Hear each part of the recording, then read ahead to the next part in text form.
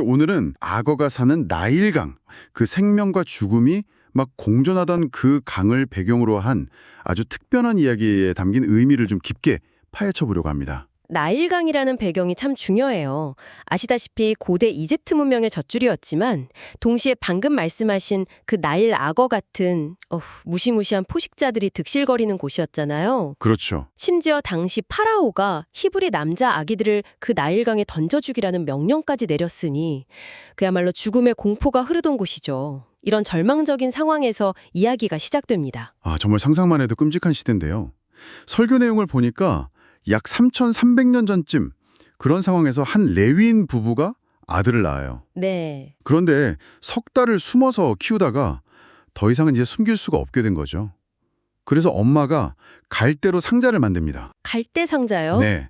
근데 그냥 만든 게 아니라 그 역청이랑 나무 진액 같은 걸 꼼꼼하게 발라가지고 물이 새지 않도록 딱 만들어서 아기를 거기에 넣어서 나일강 갈대 사이에 이렇게 둡니다. 바로 그 장면이죠. 어떻게든 아기를 살리려는 그 어머니의 지혜, 또 노력이 보이는 부분이긴 한데, 근데 한번 생각해보면 그 거대한 나일강, 또 언제 나타날지 모르는 악어들, 언제 떠내려갈지도 모르는데 그 작은 상자가 과연 안전했을까 싶어요. 그러게요. 정말 불안했을 텐데요. 설교에서는 바로 이 상자를 가리키는 히브리어 단어에 주목하더라고요.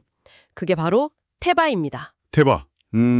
그냥 뭐 상자나 배 이런 일반적인 단어는 아닌가 보죠. 네, 전혀 아니에요. 이 테바라는 단어가요, 성경 전체에서 딱 28번 나와요. 28번이요? 생각보다 적네요. 그렇죠. 근데 더 놀라운 건 지금 말씀하신 모세의 갈대 상자에 딱 2번 쓰였고요. 네. 나머지 26번은 전부 창세기 6장에서 9장에 나오는 그 유명한 노아의 방주를 가리킬 때만 쓰였다는 거예요. 와, 노아의 방주랑 모세의 갈대상자 여기에만 테바라고 썼다니 이거 진짜 신기한데요? 뭔가 의도가 있는 것 같아요. 네, 아주 의도적이라고 볼 수 있죠. 그럼 이게 일반적인 배랑은 뭐가 다르냐? 네, 그게 궁금해요. 당시 히브리어에도 배를 뜻하는 다른 단어들이 있었어요. 뭐 오니, 오니아, 세피나 같이 한 5가지 정도 되거든요. 다른 배 단어들이 있었군요. 네, 뭐 무역선이나 군함처럼 특정한 목적을 가진 배들이죠. 그런데 노아의 방주나 모세의 상자에는 굳이 그런 단어들을 안 쓰고 이 테바라는 단어만 콕 집어서 썼다는 겁니다. 그럼 그 차이가 뭘까요? 배의 기본적인 기능, 보통 3가지를 말하잖아요. 물에 뜨는 거, 이걸 부양성이라고 하고요. 네, 뜨는 거, 그리고 짐이나 사람을 싣는 거, 적재성. 싣는 거. 그리고 원하는 곳으로 가는 거, 이동성. 그렇죠. 가야죠. 그런데 테바에는 결정적으로 이 이동성이 없다는 거예요. 이동성이 없다. 그게 무슨 말이죠? 그러니까 방향을 조종할 키도 없고요. 앞으로 나아가게 할 노나 돛도 없어요. 뭐 당연히 엔진 같은 것도 없고요. 그럼 그냥 물 위에 떠서 바람 불면 부는 대로 물결치면 치는 대로 그냥 흘러가는 거네요? 맞아요. 정해진 목적지도 없어요. 그냥 떠다니는 거예요. 아니, 방향도 못 잡고 목적지도 없이 그냥 떠다니는 상자나 방주라.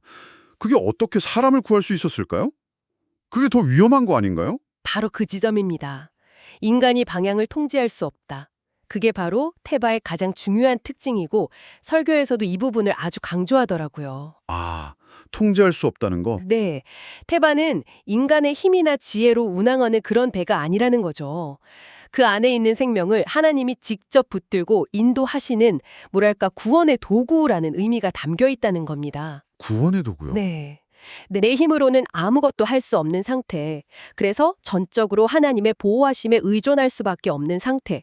그게 테바인 거죠. 아까 모세 어머니가 갈대 상자에 역청과 나무진을 발랐다고 하셨잖아요. 네네, 물 안 새게 하려고. 이게 또 놀라운 연결고리예요. 창세기 6장 14절에 보면 하나님이 노아에게 방주를 만들라고 명령하시면서 이렇게 말씀하시거든요. 너는 고페르 나무로 너를 위하여 방주를 만들되 그 안에 칸들을 막고 역청을 그 안팎에 칠하라. 역청. 똑같은 재료네요? 그렇죠. 정확히 같은 재료가 언급돼요. 이건 이 2테바가 다 하나님의 구원 계획 안에서 같은 목적, 그러니까 생명을 보존하는 역할을 한다는 걸 보여주는 아주 강력한 암시라고 볼 수 있습니다. 와, 듣고 보니 정말 그러네요. 이게 노아 시대 대홍수 때를 생각해보면 더 확 와닿는 것 같아요. 그렇죠. 그때도 뭐 배가 왜 없었겠어요? 많았겠죠. 사람들은 살려고 막 필사적으로 노젓고 방향 잡으려고 했을 텐데. 하지만 그 거대한 심판 앞에서는 다 속수무책이었어요. 그런데 동력장치도 조종장치도 없이 그냥 하나님의 계획 안에서 떠다니던 그 테바. 노아의 방주만 결국 생명을 보존하고 새로운 시작을 만들어냈잖아요. 모세의 테바도 마찬가지라는 겁니다. 아기 모세는 정말 스스로 할 수 있는 게 아무것도 없었을 텐데 그냥 테바 안에 가만히 있었을 뿐인데 살아남은 거네요. 맞아요. 하나님의 붙드시는 그 테바 안에 있었기 때문에 가능했던 거죠. 그럼 그 아기는 결국 어떻게 됐나요? 정말 기적적으로 마침 목욕하러 나왔던 이집트 공주에게 발견돼서 건져집니다. 그래서 물에서 건져내었다는 뜻으로 모세라는 이름을 얻게 되죠. 근데 이 이름 자체가 또 놀라운 복선이에요. 훗날 이 모세가 이스라엘 민족 전체를 홍해에서 건져내는 지도자가 될 것을 미리 보여주는 거죠. 한 사람의 구원이 민족 전체의 구원으로 이어지는 그 시작점이 된 겁니다. 죽음의 강이었는데 모세에게는 구원의 장소가 되었다는 것. 설교에서는 이게 바로 절망의 자리에서도 소망을 만드시는 하나님의 일하심을 보여주는 거라고 설명해요. 그렇군요. 자, 그러면 이 고대의 테바 이야기가 오늘날 우리에겐 어떤 의미가 있을까요? 설교에서는 이걸 테바의 삶이라는 개념으로 연결하시던데요. 네, 맞습니다. 테바의 삶. 이건 이제 내 힘으로 막 노를 저어서 인생의 방향을 잡으려고 애쓰는 삶 있잖아요. 그런 삶과 대비되는 개념이죠. 내가 키를 잡고 내 인생을 조종하는 게 아니라 내 삶의 주도권을 하나님께 내어드리고 그분의 인도하심에 맡기는 삶, 뭐랄까 통제권을 좀 내려놓는 삶이라고 할 수 있겠네요. 설교 중에 소개된 어떤 성도님 간증이 되게 인상 깊었어요. 네, 그분한테 아들이 하나 있었는데 어느 날 갑자기 방에 딱 들어가서 문을 잠그고 안 나왔대요. 아이고. 몇 년 동안 밥 먹을 때 빼고는 거의 방 밖으로 나오지도 않고 가족들하고 대화도 완전히 끊어진 상태였답니다. 세상에. 부모님 마음이 얼마나 타들어갔을까요? 그러니까요.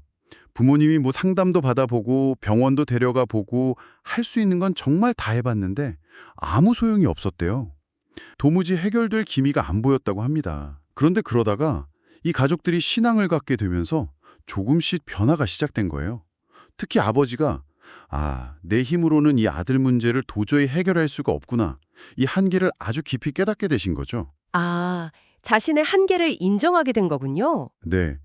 내가 어떻게든 해보려고 하니까 이게 더 안 되는구나. 내 계획, 내 힘으로 아들을 통제하려고 하니까 더 꼬이는구나. 이런 아주 절절한 깨달음 속에서 아버지가 기도를 바꾸기 시작했답니다. 기도를 바꿨다. 어떻게 하셨는데요? 이렇게 기도하셨대요. 주님, 이 아들은 이제 제 손에 있는 게 아닙니다. 주님 손에 있습니다. 제 힘으로는 도저히 안 됩니다. 하나님께서 맡아주십시오. 이렇게 아들 문제를 하나님의 손에 온전히 맡기는 기도를 드린 거죠. 진짜 아들을 태바에 태워서 떠나보내는 심정으로요. 결과가 어땠나요? 궁금한데요? 정말 놀랍게도요. 그렇게 기도하면서 하나님께 맡긴 지 한 2년 정도 지나서 아들이 스스로 방문을 딱 열고 나왔다는 거예요. 와, 2년 만에요? 네. 그리고 점차 회복돼서 사회생활도 시작하고 나중에는 대학까지 진학하게 됐다고 합니다. 정말 인상적인 이야기네요. 우리가 살면서 마주하는 많은 문제들이 사실 그렇잖아요.